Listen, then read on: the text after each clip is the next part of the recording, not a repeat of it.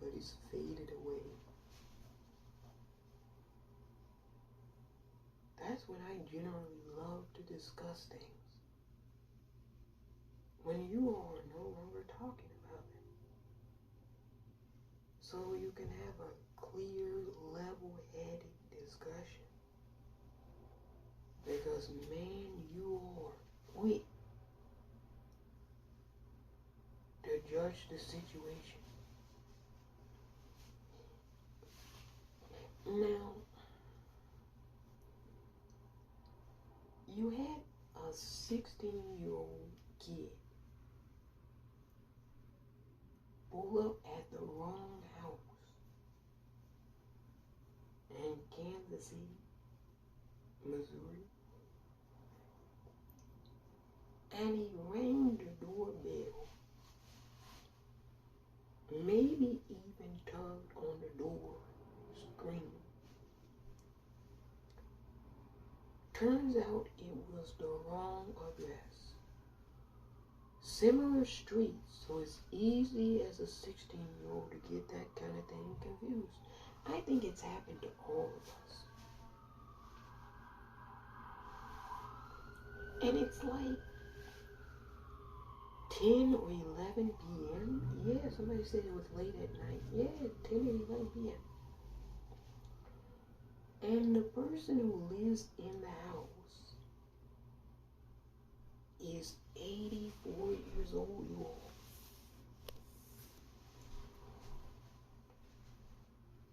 Now, apparently he gets a shotgun and he shoots through the door twice, seriously wounding the 16-year-old. Now, the boy in question, his name is Ralph Yarrow, and the gentleman or the individual who shot Ralph is Andrew Lester. He's 84. Now,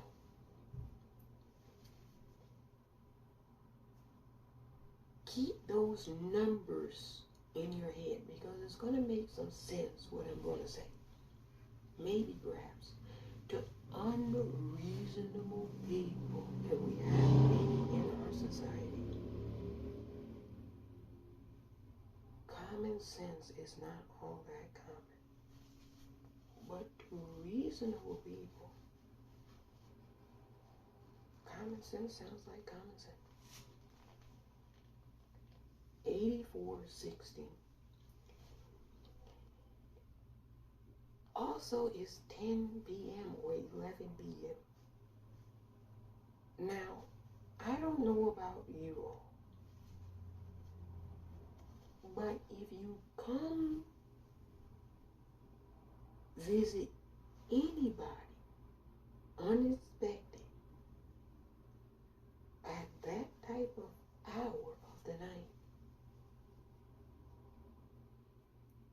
I'm going to be a little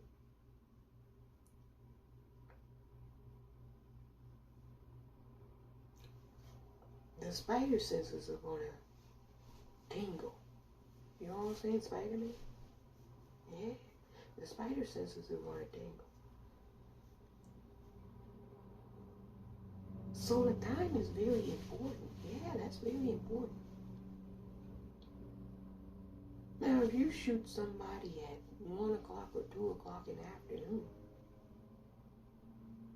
when there's light outside and you can maybe go to your door and see,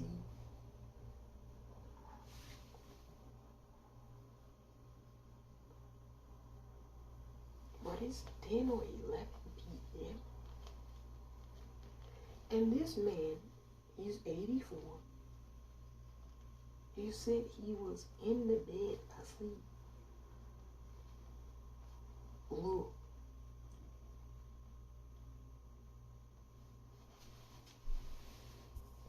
I'm not going to lie to you all. I go to bed before that time too. So I can definitely believe he was probably in the bed sleep at 84. There's nothing really to do at that time anyway. And for an 84-year-old, there's really nothing to do besides sleep. And somebody comes to your house you don't know. Now, I guarantee you he has a television. And I guarantee you he probably watches the news.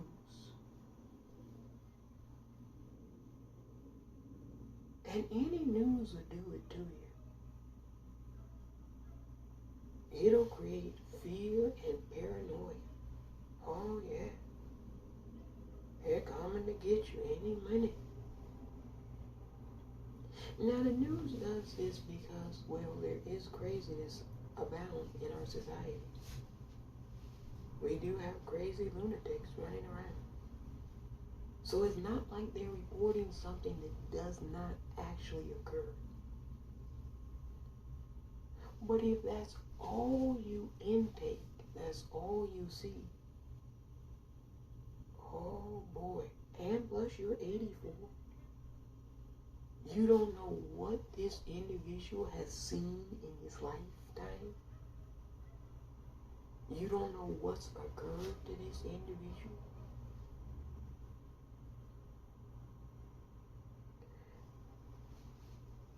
Would I have shot through the door without knowing who was present?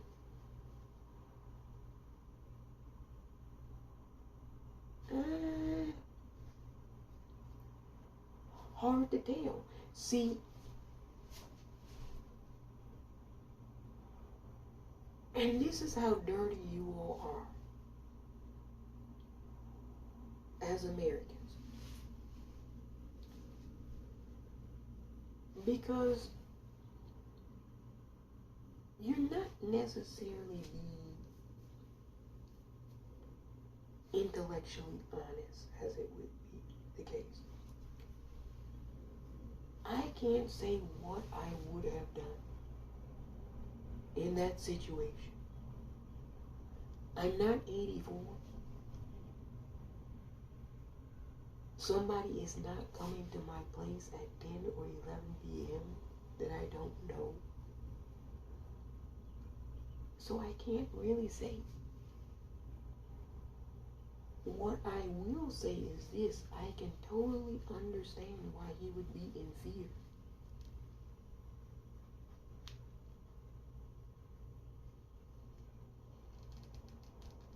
Oh, it's crazy outside. Have you all been outside? Have you looked around? Man, it's crazy. So, keeping all of that front and center and present,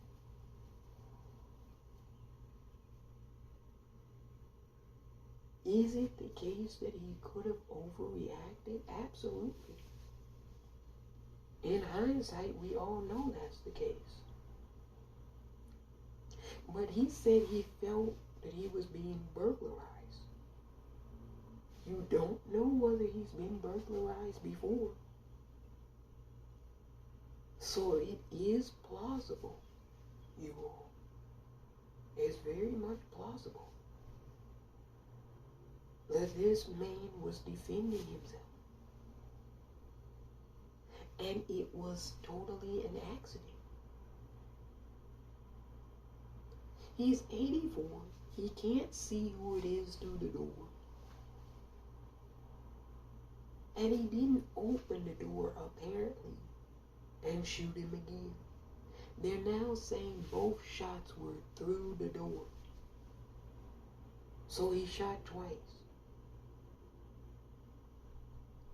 As it was first reported, I think incorrectly now, they said it was one shot through the door, and then he opened the door and shot him again. I believe it's been corrected, and that isn't the case. So now with this new information, this man is 84. He doesn't see who it is. He's asleep. He feels that his home is being in the process of burglarized. Yeah, it apparently seems like it's an accident. And I know they had like a family member of his on, and he said that this man tends to have some racial animus. Well,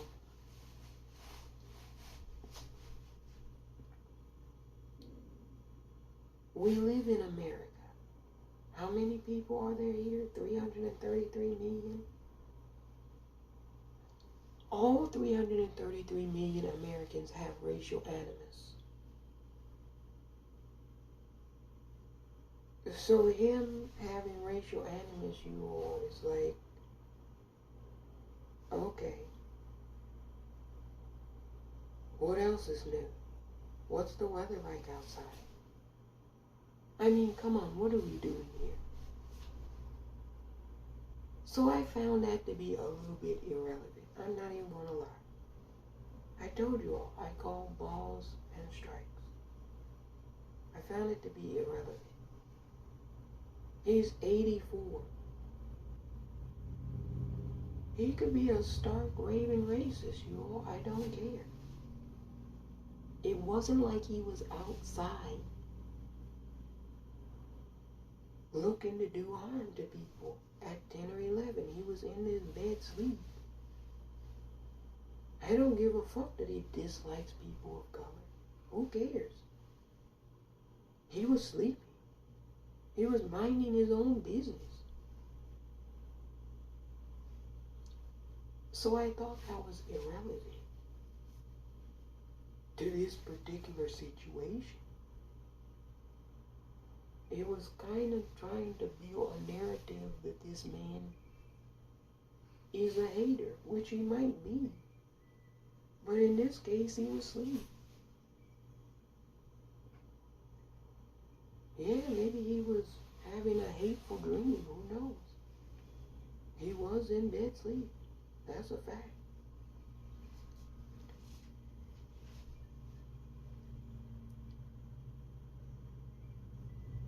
Yeah, should people be doing that?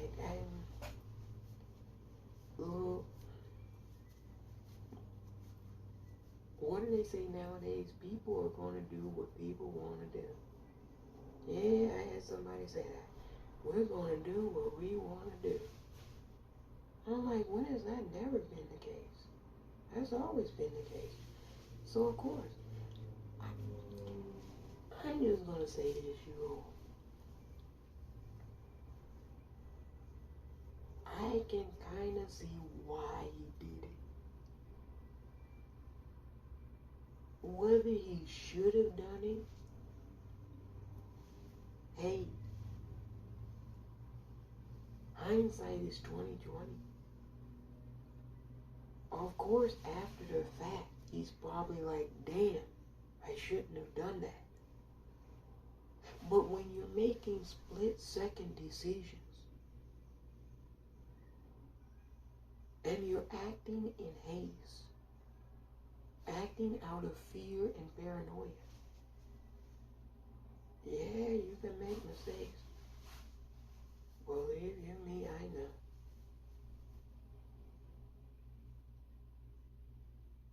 So yeah, I personally think it's an accident. Me personally, I think based off of both stories from Ralph and Andrew, I think it was an accident. Tragic that it happened. Yeah, it's tragic. Hey, but when somebody hits you on the road in a car and they kill you, hey, it's tragic, but it happens. Chalk it up to the game. It happens. I don't know what to tell you.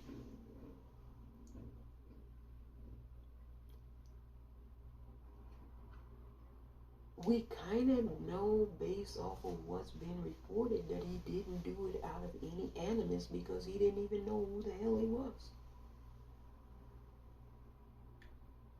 Yeah, he saw that it was a black person, but he didn't know it was a kid. That's totally different. You can be like, I hate black people, but if you see it's like a little kid, you might be like, oh, it's just a little fucking kid. So that's not fair. I don't feel like that's a fair generalization or argument to tack onto it. Not for me. Look, I said we're going to use reason and logic here. You're not going to do that shit that you do elsewhere. You'll go somewhere else with that shit. We have to think critically. I'm just not going to get on here and spout out shit. Go find somebody else to do that shit. No, you're going to have to use all of your brain cells for this one. Yeah, I think to me it looks like an accident, you all. I'm not going to lie. It looks like an accident. Yeah. Tragic and sad. Now here's the other part.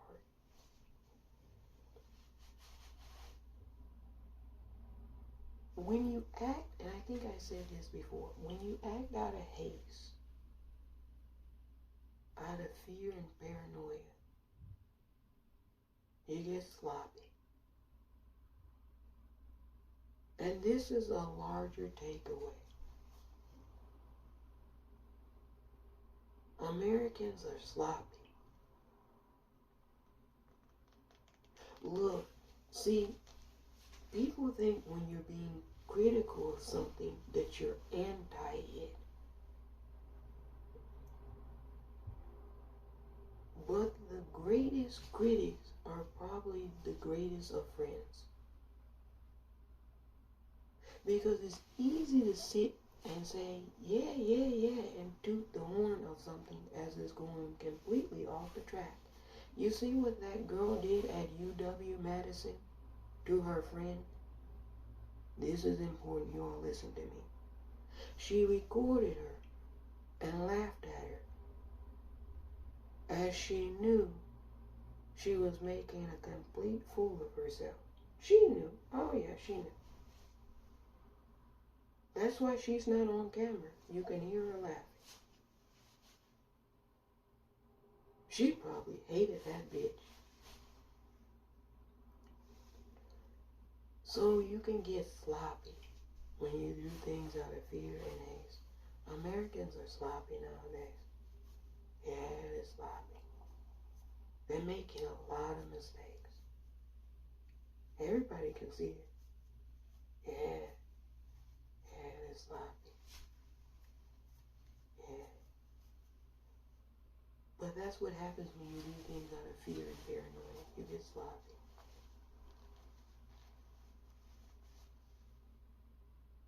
You gotta take time to assess things. And one of the things that people look, if you have, I'm gonna be honest with you, they have other entities that do the same thing that I do in other places. They don't look the same, they don't operate the same, they don't speak the same language, but they do the same thing for their people. Anybody that can do an assessment of the West, the first thing they would put in their assessment of the West is that they're judgmental, which is a vulnerability of the West. I've always said the greatest vulnerability of the West, maybe I haven't always said this, but it's true. One of the greatest vulnerabilities of the West is that they're judgmental. They judge things without fairly, adequately analyzing what it is they're judging. And when your adversaries, your nemesis, your foes know this about you, they can play to that weakness. Yeah, we have nemesis, yeah, we have nemesis and foes and adversaries. Friends, what it does. We have no friends. We only have nemesis, foes, and enemies. Adversaries too. Formidable adversaries. Man, I'm telling you. Yeah, he was sloppy, you all. Yeah, that's the one thing you could say about Andrew Lester. He was sloppy. It was an accident, but it was a sloppy accident. He could have done it differently. Yeah. And I'm sure he probably thinks that too now. Now that he knows it's a 16-year-old, he's being drugged into court. He probably doesn't know what the hell is going on. You all gotta think he's 84, might have dementia, memory issues. Yeah, he's scared to death sleeping. He got sloppy. Yeah. You make a lot of Americans in general are being sloppy. They're making a lot of mistakes. Somebody said you can't make mistakes. No, you can make mistakes, but you can't make that many. Americans are making too many mistakes. Yeah, they need to stop. As a whole, I'm not talking about one citizen or one group. I'm talking about as a whole, as a nation. Yeah, they're making a lot of mistakes. Yeah, they're sloppy. But sometimes you get sloppy in a republic when you get old and stale.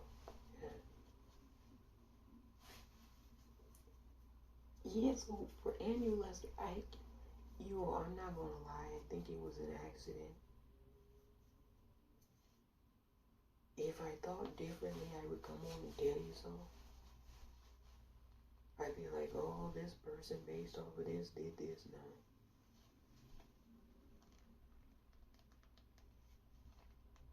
And I think Ralph has a right to be upset and angry and want to know why it happened. That's fair. When an accident happens to you, you're angry that it happened to you. Hell, I tell this story all the time. I'm walking the streets, and these two, what do we want to call them? Thugs. They robbed me at gunpoint. Yeah, they robbed me. So I'm retelling this story to one of the leaders of another cartel. He couldn't believe it. He said, they robbed you? What? I said, yeah. Now, see, that's the ignorance of that. Yeah, people will say the cartels. No, those two boneheads who are affiliated with the cartels robbed me. The entire cartel doesn't know me. See, we're going to have to talk. Maybe I'll briefly touch on this. You all overgeneralize. Yeah, if they had a shot and killed me, it would have been over with. I still would have been as a ghost saying it's those two boneheads. I wouldn't have said the entire cartel shot me. I would have said those two boneheads shot me. You all overgeneralize. I've been back up in that bitch ass joint so many times I can't even count. You think I was gonna let two boneheads ruin my experience? That was those two. It wasn't the entire cartel. You all gotta stop overgeneralizing. Oh, these people, those people, this, that. No, Bobby has a problem. Maybe Bobby's friends. But it's not everybody. You all overgeneralize. Yeah, the cartel leader, he was shot. Couldn't believe it. I said, it's just two boneheads. You chalk it up to the game and you move on. I don't generalize. Even if it had been one particular cartel that did it, I wouldn't have said that cartel did it. I would have said these two individuals and given a description of those two individuals. I would not have ratted out the entire cartel. No, I'm not going to snitch to the police. Hell, fuck no. Even if I had known which cartel members they were affiliated with, I would have said those two individuals. I wouldn't even have mentioned their affiliation. No, not at all. I don't roll like that. Because I know the entire cartel didn't do it. They did it. My issue is with them. See, you all have issues with individual people or maybe a couple of people in a group, and you start generalizing about the entire group. And I find that to be the craziest thing ever. Your issue is with those people that did it. Even if they're affiliated with a group, my issue is not with the group, it's with those boneheads. Yeah, I was sitting there down in Tequila. It might have been the same group of people that robbed me, but I was sitting there down in Tequila with the boss. Yeah.